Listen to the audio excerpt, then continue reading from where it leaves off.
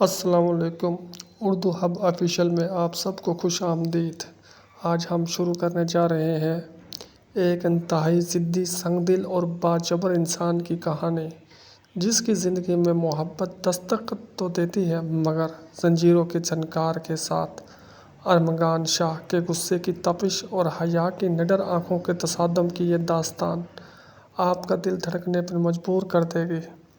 چلیے اس سفر کا آغاز کرتے ہیں۔ حیا، خدا کے لیے میری بات مانو، واپس چلو۔ اگر ارمغان بھائی کو پتہ چل گیا نا تو وہ ہم دونوں کی ٹانگیں توڑ دیں گے۔ ملیحہ نے حیا کا دوپٹہ کھینچتے ہوئے تقریباً روتے ہوئے التجا کی۔ اس کے چہرے کا رنگ اڑ چکا تھا اور وہ بار بار شاپنگ مال کے داخلی راستے کی طرف دیکھ رہی تھی، جیسے ارمغان شاہ ابھی وہاں نمودار ہو جائے گا۔ حیا نے بے نیازی سے اپنے ہاتھ میں پکڑے ہوئے آئس کریم کے کپ کو دیکھا اور ایک چمچ منہ میں ڈالتے ہوئے شوخ لہجے میں بولی کہ اوہو ملیحہ، ہر وقت اپنے اس غصے کے پہاڑ بھائی کا راگ مت الپا کرو۔ زندگی ہماری ہے، جینے کا حق ہمارا ہے۔ ہم یہاں کوئی گناہ کرنے نہیں آئے، بس ذرا یونیورسٹی سے نکل کر شاپنگ اور گھومنے آئے ہیں۔ آخر کب تک ہم اس حویلی کے قید خانے میں گھٹ گھٹ کر جیتے رہیں گے؟ لیکن حیا، وہ ارمغان شاہ ہے، ان کا حکم حویلی کا قانون ہے۔ وہ کسی لڑکی کو یوں اکیلے باہر نکلنا برداشت نہیں کرتے۔ ملیحہ کی آواز خوف سے تھرتھرا رہی تھی۔ تو نہ کریں برداشت، میں کوئی ان کے مزار کی مرید نہیں ہوں جو ان کے ہر حکم پر سجدہ کروں۔ حیا نے سر جھٹک کر کہا۔ اس کی بڑی بڑی کچلانی آنکھوں میں ایک عجیب سے نڈرتا اور بغاوت تھی جو اسے ملیحہ سے بالکل الگ کرتی تھی۔ ابھی ملیحہ کچھ کہنے ہی والی تھی کہ اس کے پرس میں موجود فون زور سے وائبریٹ کرنے لگا۔ اس نے کانپتے ہاتھوں سے فون نکالا اور اسکرین پر چمکتا ہوا نام دیکھ کر اس کا سانس رک گیا۔ ارمغان بھائی، ملیحہ نے منہ سے بامشکن نکالا۔ حیا نے اس کے ہاتھ سے فون چھیننے کی کوشش کی، لیکن اس سے پہلے ملیحہ نے خوف کے مارے کال ریسیو کر لی۔ دوسری طرف سے آنے والی آواز اتنی بھاری، سرد اور حکمرانہ تھی کہ ملیحہ کے قدموں تلے سے زمین نکل گئی۔ بھائی، ہم یونیورسٹی کی لائبریری میں ہیں۔ ملیحہ نے جھوٹ بولنے کی ناکام کوشش کی۔ میں پچھلے 10 منٹ سے تمہاری یونیورسٹی کے پرنسپل کے آفس میں نیٹ پر بیٹھا ہوں ملیحہ، اور تمہاری HOD کہہ رہی ہے کہ تم دونوں آدھے دن سے غائب ہو۔ دوسری طرف چند سیکنڈ کی ہولناک خاموشی چھا گئی، پھر ارمغان کی آواز گونجی کہ تم لوگ جس مال میں ہو اس کے مین گیٹ پر میری گاڑی کھڑی ہے۔ اگر 5 منٹ کے اندر تم دونوں باہر نہ آئے تو میں خود اندر آ کر تم دونوں کے بالوں سے گھسیٹتا ہوا باہر لاؤں گا۔ کال کٹ گئی۔ ملیحہ کے ہاتھ سے فون چھوٹتے چھوٹتے بچا۔ وہ زوردار رونے لگی۔ میں نے کہا تھا نا حیا، وہ ہمیں نہیں چھوڑیں گے۔ اب چلو، خدا کے لیے چلو۔ حیا کے ماتھے پر بھی پہلی بار سلوٹیں ابھری، لیکن اس نے اپنی گھبراہٹ کو چھپاتے ہوئے ملیحہ کا ہاتھ پکڑا اور کہا کہ رونا بند کرو، چلو چلتے ہیں، دیکھتے ہیں تمہارے ارمغان شاہ ہمارا کیا بگاڑ لیتے ہیں۔ شاپنگ مال کے باہر سیاہ رنگ کی چمکتی ہوئی بلٹ پروف لینڈ کروزر کھڑی تھی۔ پچھلی سیٹ کا شیشہ آہستہ آہستہ نیچے ہوا، جس کے پیچھے ارمغان شاہ کا وجیحہ لیکن انتہائی غضبناک چہرہ چھپا تھا۔ گندمی رنگت، گھنی داڑھی اور عقابی آنکھیں جو اس وقت غصے سے لال ہو رہی تھیں۔ اندر بیٹھو، ارمغان نے صرف 2 لفظ کہے، لیکن ان الفاظ کا دباؤ ایسا تھا کہ ملیحہ نے بنا کوئی سیکنڈ ضائع کیے پچھلی سیٹ کا دروازہ کھولا اور اندر دبک کر بیٹھ گئی۔ حیا نے گہرا سانس لیا، اپنے اندر کی باغی لڑکی کو جگایا اور بڑی شان سے اگلی سیٹ پر بیٹھنے کے لیے آگے بڑھی، مگر ارمغان سرد لہجے نے اسے وہیں روک دیا کہ تمہاری جگہ پیچھے ہے۔ حیا، میری برابری کرنے کی کوشش مت کرو۔ حیا کے تن بدن میں آگ لگ گئی۔ اس نے ارمغان کو گھور کر دیکھا، لیکن اس کی آنکھوں میں موجود خوفناک تاریکی دیکھ کر اس نے خاموشی سے پچھلا دروازہ کھولا اور ملیحہ کے ساتھ بیٹھ گئی۔ پوری راہ گاڑی میں قبرستان جیسی خاموشی رہی۔ ارمغان نے ایک لفظ بھی نہیں کہا، لیکن اس کی خاموشی طوفان سے پہلے کا سکوت تھی۔ گاڑی کی رفتار اتنی تیز تھی کہ ملیحہ دل ہی دل میں آیت الکرسی کا ورد کر رہی تھی، جبکہ حیا کھڑکی سے باہر دیکھ رہی تھی۔ دیکھتے ہوئے ارمغان کو دل ہی دل میں کوس رہی تھی۔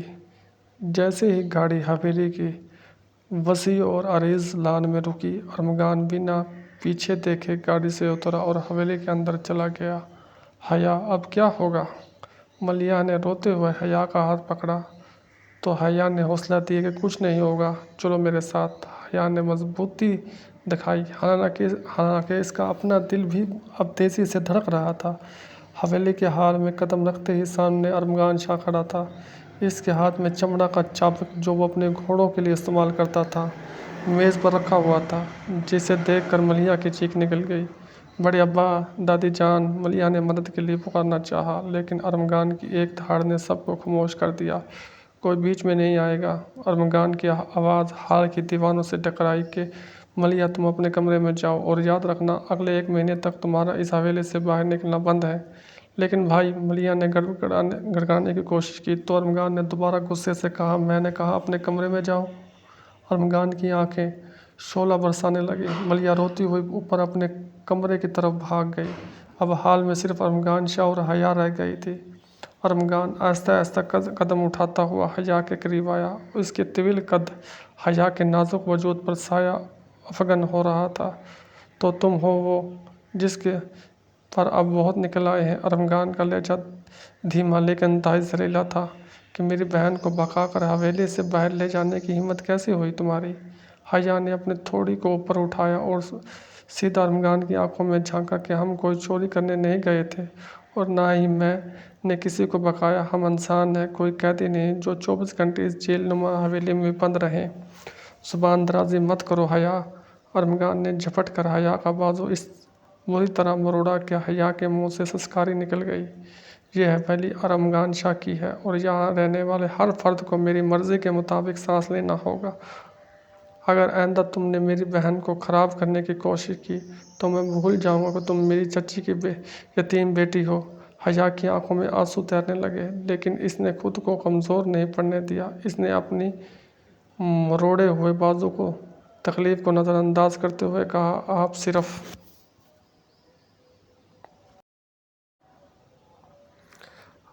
ایک ظالم جاگیردار ہیں ارمغان شاہ، جو طاقت کے بل بوتے پر سب کو جھکانا جانتا ہے۔ لیکن یاد رکھیے، آپ ارمغان شاہ ہو گے اپنے مضیروں کے لیے، میرے لیے آپ صرف ایک مغرور اور سنگ دل انسان ہیں جس سے میں نفرت کرتی ہوں۔ ارمغان کی گرفت اس کے بازو پر مزید سخت ہو گئی، اس کا چہرہ غصے سے سرخ ہو چکا تھا اور جبڑے بھینچ گئے تھے۔ نفرت؟ چلو اچھا ہے، اب اس نفرت کی قیمت بھی تمہیں چکانی پڑے گی۔ آج رات سے تمہارے بھی باہر نکلنا بند ہے۔ اگر مجھے پتہ چلا کہ تم نے حویلی کی دہلیز بھی پار کی ہے تو حیا، یاد رکھنا میں تمہارے پاؤں کی زنجیریں بن جاؤں گا۔ ارمغان نے اسے جھٹکے سے پیچھے دھکیلا، جس سے حیا لڑکھڑا کر صوفے پر گری۔ وہ بغیر مڑے اپنے بھاری قدموں سے سیڑھیاں چڑھتا ہوا اپنے کمرے کی طرف نکل گیا، جبکہ حیا اپنا سرخ ہوتے بازو کو پکڑ کر وہیں بیٹھ گئی جہاں اس کے آنسو اب اس کے گالوں پر بہہ رہے تھے۔ اس کے دل میں ارمغان کے خلاف نفرت کی آگ اب پہلے سے کہیں زیادہ بھڑک چکی تھی۔ رات کے 2 بج رہے تھے۔ پوری حویلی تاریکی میں ڈوبی ہوئی تھی۔ حیا اپنے کمرے میں بستر پر لیٹی تڑپ رہی تھی، اس کے بازو پر ارمغان کی انگلیوں کے نشان ابھرے ہوئے تھے جن میں شدید درد تھا۔ وہ بستر سے اٹھی اور پانی پینے کے لیے کچن کی طرف جانے لگی۔ جیسے ہی وہ راہداری سے گزر رہی تھی، اسے ارمغان کی عجیب و غریب آواز آئی، دھیمی دھیمی کراتے ہوئے کوئی شدید تکلیف میں ہو۔ حیا کے قدم وہیں رک گئے۔